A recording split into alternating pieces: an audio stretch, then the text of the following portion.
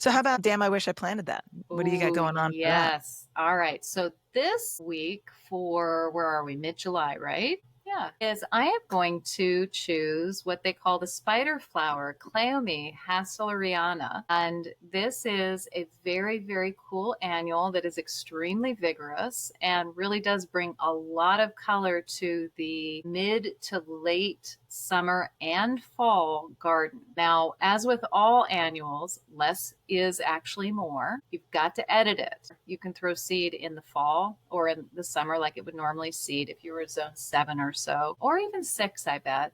Or you can throw it in the early spring. It will germinate as soon as temperatures get warm. So it's not going to germinate immediately. You're going to see it germinating sort of beginning of June, end of May.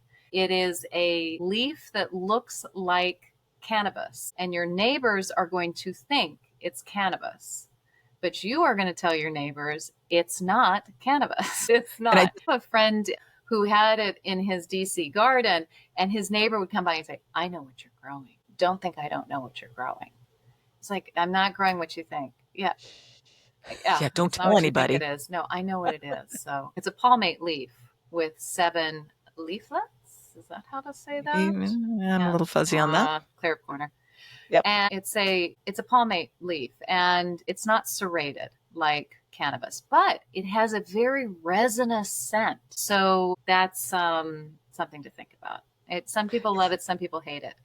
Yeah. Here's the thing, though. This thing blooms its flipping head off from the time that it starts to maybe 2 feet tall, and you don't have to deadhead it because the flowers are just being created in these racemes on top of each other, and the seeds are being formed below. And so by the time you're done, the whole spider flower comes in, that it looks like a spider with all these legs coming off. The thing you need to worry about with this, besides the fact that your neighbors think you've got a pot farm, is that it has prickles on it, has thorns on it up underneath the leaf. So this isn't something that, even though you do need to edit and you're going to pull it out as you're thinking about it, you need to have gloves on, because it is Especially for a it's mature plant. A oh baby yeah. plant, you won't notice it, but a mature plant, you're like, what the hell just bit me? It's Yeah. serious. But Yeah. it really is, it couldn't be easier to grow. Just throwing those seeds, just make sure, at least in the beginning, that you throw the seeds of the color that you want, because it's going to be prolific. And if you've put, like I have, a whole bunch of pink in your yard because you didn't really think that it was going to take, and then it takes, then you've got pink, and you really want white and purple because I'm sorry, punctilious like I am. It's going to be hard to, to sort of pull them all out, because it seeds up the yin yang. Once you have it, you have it.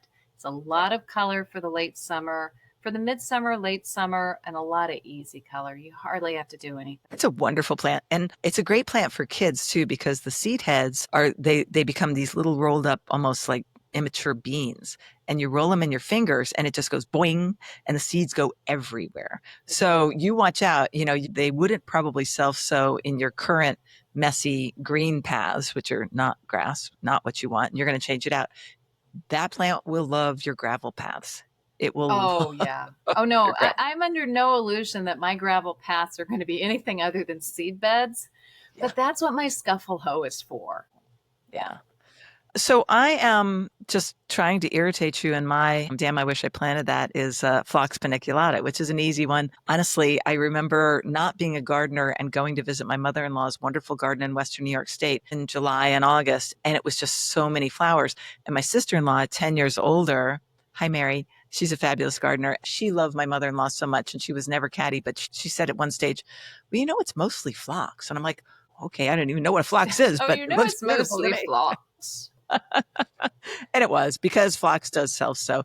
Phlox paniculata. One day we should do a quick, very first sip, perhaps, on the types of phlox. But Phlox paniculata is That's a good known one. as garden phlox. There's the early subulata. There's the divaricata, which I once hilariously get referred to in a nursery. Excuse me, do you have the phlox diverticulitis?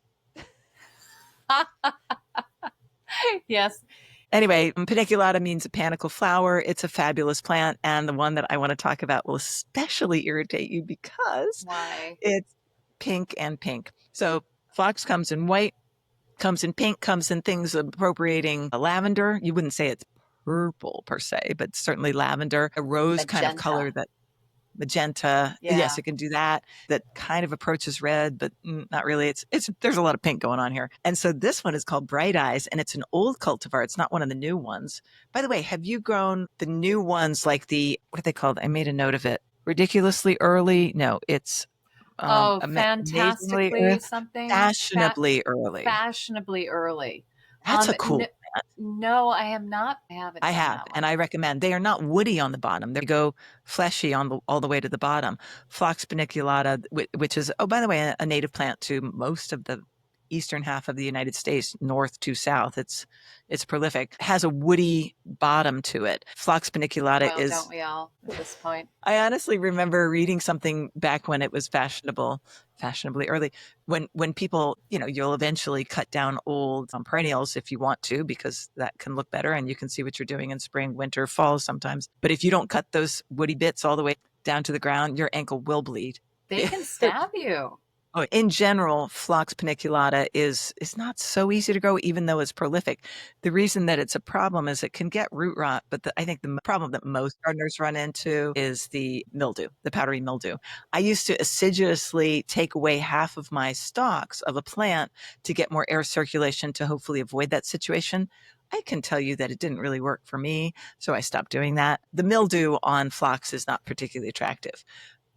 The Phlox paniculata cultivar that I want to talk about today, particularly called Bright Eyes, doesn't seem to get it. It's just the most well-behaved plant. It only maxes out at like 2.5 to 3 feet tall. It doesn't self-sow, sadly. I mean, I suppose that's good. And it's just this neat clump that comes up all green, all bright-eyed, with light pink on the outside of the petal and dark pink in the middle. That is a And lot of pink, Les. it's so much pink. I'm so sorry, Marianne.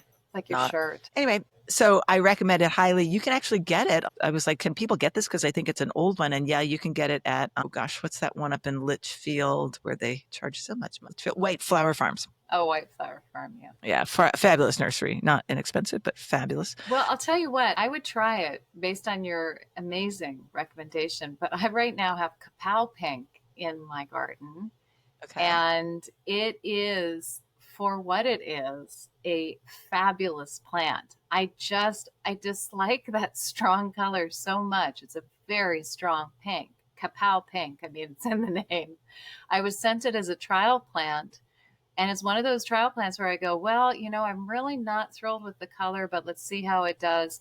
And then it does really well. And you think, wow, I'm impressed. I don't like your color, but hey, it's color. And this is where I am with this plant. It's very mildew resistant. There's a kapow series as well. And it's a very, very strong plant. The other thing that's great about it, because a lot of Phlox paniculata is not a vigorous at its crown in the early season. If you have like allium next to it or something that's going to throw its leaves over the top of it, it's not gonna be like, yeah, I'm coming through like a oh gosh, astromeria or something like that. It's sort of like, oh, okay, I'll just fade away. But this one actually seems to have a lot more vigor. I mean, it's really worthy of that name. Any other Awesome. paniculatas that you love? Oh yeah, well the power couple that I always included in every garden design that I did, the Power classic white couple. is David and the classic pink is Gina, but Yes, yes, and check and check. Yes. yeah, so that's a good one. And then I would say that going back to and I have to look for this adverb again, fashionably early series, I was very impressed with that when I grew it in my old garden and I brought some with me. It's like only okay in partial. And phlox does do, regular paniculata will do pretty well, flower decently well in partial shade. Fashionably early series for me wanted the full on sun and then did quite well. What about the kapow? I'd say no more than about 7 hours, 6, 7 hours, which to me is just not full sun. I know that technically it is, but it really isn't when it comes to the things that really want sun. So it's at the very low end of full sun. Yeah, sometimes frogs can get tall enough that you need to stake them.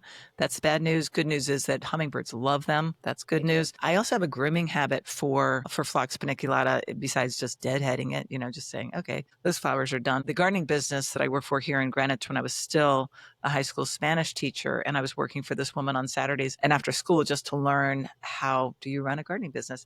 And she had some things that, of course, everybody knows things about gardening that you don't know. That's why we keep learning and listening. And she said, I'll show you a secret about Phlox paniculata, the deadheading. She said, you don't always have to deadhead. Take a careful look at the panicle of flowers and then just decide, do we have more coming here? Because sometimes more than one set of petals comes from the same bud set. And so some of them No, you have to go back fashionably and early. say that again. You're saying that. I'm saying that she showed me a grooming technique on Phlox paniculata and Okay. just general, if it looks messy, that just blew my mind. Instead of just snip, I'm taking this whole panicle of flowers away, have a look and see if the former flower has another one coming either nearby or maybe in the same Oh, right place. underneath?